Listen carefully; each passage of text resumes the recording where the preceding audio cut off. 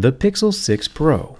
Many reviewers online will talk about software, and to be honest, that is what Google is good at, but only a few reviewers will talk about how phones are built and what they're made of.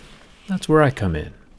Today we'll be assessing the durability and structural integrity of the Pixel 6 Pro, Google's latest flagship smartphone. Should be interesting. Let's get started.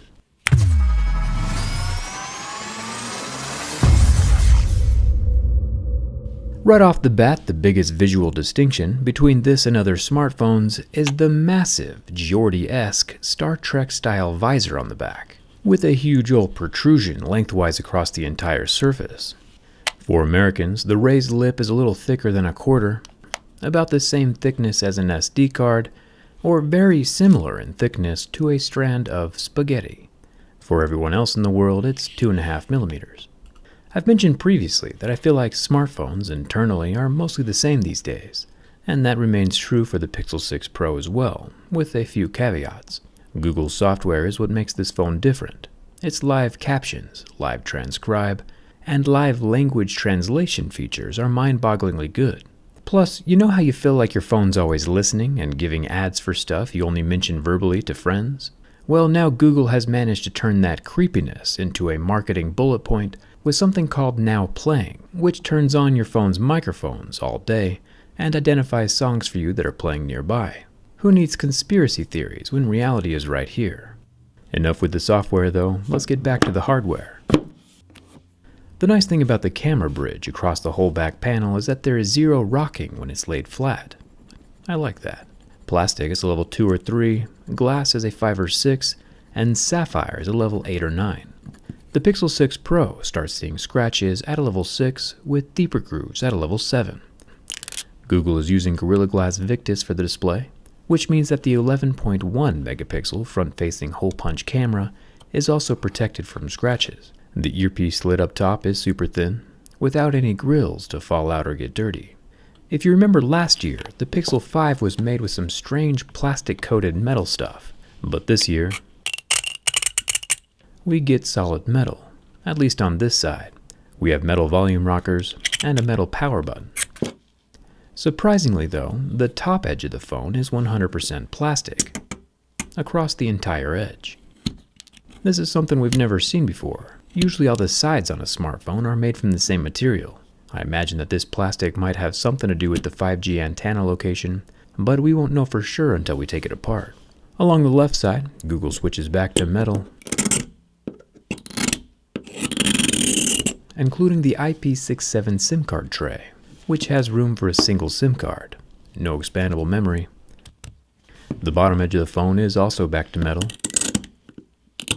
with its USB-C port and pretty big slots for the loudspeaker and lower microphone. 3 of the 4 sides are made from metal, and 1 side is made from plastic. We'll see if that affects the structure later on. The back of the phone is made with glass. This is the stormy black color, with 2 slightly different shades of gray on either sides of the camera ridge.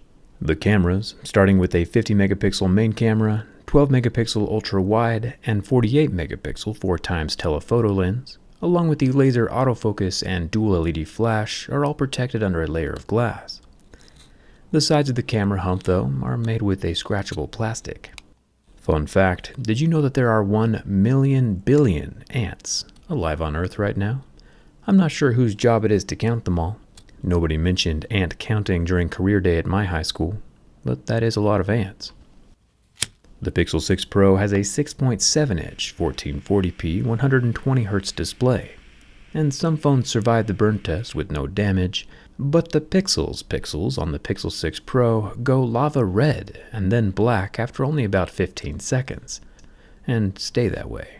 Which just solidifies even further our resounding agreement that the burn test remains inconsequential. We'll keep doing it though, just to make sure. Before the bin test, our Pixel 6 Pro does have an underscreen optical fingerprint reader. It's rather quick on the setup, and once my fingerprint is registered, we can add some level 7 deeper grooves, and see if the scanner can still read my fingerprint through the heavily scratched glass. It got things right the majority of the time, even with the damage, which is good. Underscreen fingerprint readers, though, are still just not my favorite. One thing I am nervous about though is the large camera bump that's basically separating the phone into two halves. It might make the perfect creasing point for the phone to just snap in half during the bin test. Starting the bin from the back though, we do get the smallest of flexes, and flipping it around to the front we get basically the same result.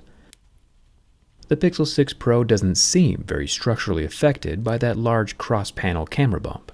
The build is solid, with no cracks, bends, or kinks.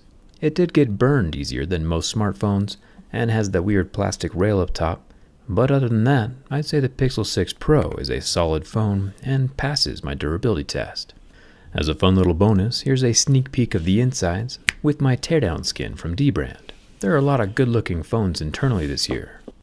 Plus, with the grip case, it flushes out the surface of that camera ridge perfectly. It makes the whole phone look like a cybernetic masterpiece. I'll show you more of the insides during the teardown video, but until then, you can grab a teardown skin for your own device with the link down in the description. If you have any questions, leave them down in the comments. Come hang out with me on Instagram and Twitter, and thanks a ton for watching. I'll see you around.